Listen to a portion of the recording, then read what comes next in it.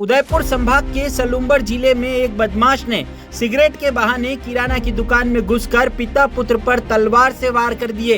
इस घटना में बेटे की मौके पर ही मौत हो गई, जबकि पिता की हालत गंभीर है। वारदात की सूचना पर मौके पर इकट्ठा हुए लोगों ने घायल बुजुर्ग को तुरंत उदयपुर के एमबी अस्पताल में भर्ती करवाया, जहां उनका इलाज जारी है। वहीं मृतक के शव को अदवास की पीएचसी में रखवाया है। जानकारी के अनुसार गुरुवार रात एक बदमाश तलवार लेकर अदवास स्थित शंकर मेघवाल की किराना की दुकान में घुसा और सिगरेट मांगने लगा। दुकानदार कुछ समझ पाता उससे पहले ही उसने तलवार से ताबड़तोड़ वार कर दिए, जिससे उसकी मौके पर ही मौत हो गई। बीच बचाव में आए पिता डालचंद के भी हाथ और पैर कट गए, जिनका एमबी हॉस्पिटल में इलाज जारी है। घटना की सूचना पर एमबी हॉस्पिटल के बाहर सैकड़ों समाजजन इकट्ठा हुए और आरोपियों की गिरफ्तारी की मांग पर अड़ गए। बताया जा रहा है कि मृतक शंकर मेघवाल एक सरकारी शिक्षक था। घटना यह हुई थी कि अज्ञात कुछ बदमाश पापा दुकान चलाते थे जस्ट भाई के मकान के अंदर डाउन में।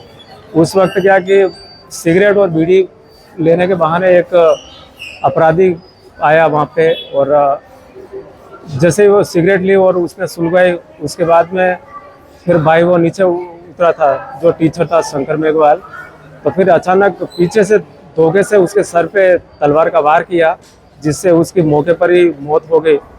और फिर उसको बीच बचाव करने में पिताजी आए, उनके भी ताबड़तोड़ एक हाथ पूरा कट के अलग हो गया और पूरे शरीर पर तलवारों के घेरे घाव है, और बाई ऑन द स्पॉट वहीं पे उसकी डेथ हो गई।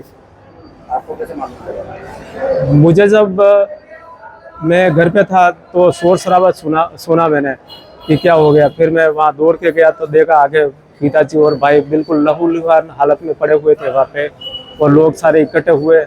और मैंने 108 को फ़ोन करके फिर पिताजी और भाई पिताजी को लेके आया एमबी हॉस्पिटल।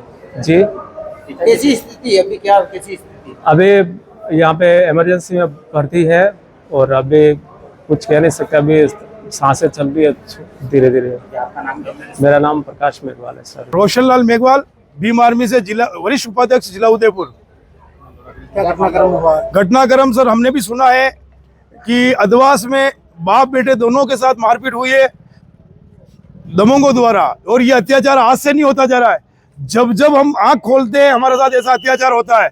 जबकि हमारे एक सरकारी गवर्नमेंट मार्शल बने हुए, उनकी डेथ हो गई है, और एक उनके पिताजी को यहाँ ला करके हॉस्पिटल में रख रखा, उनकी हालत बहुत नाजुक हालत बताई जा रही है।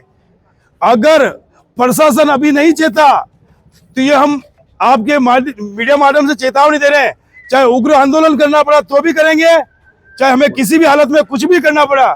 अगर जब तक हमारे साथ हत्या होती है हम कब तक बर्दाश्त करेंगे?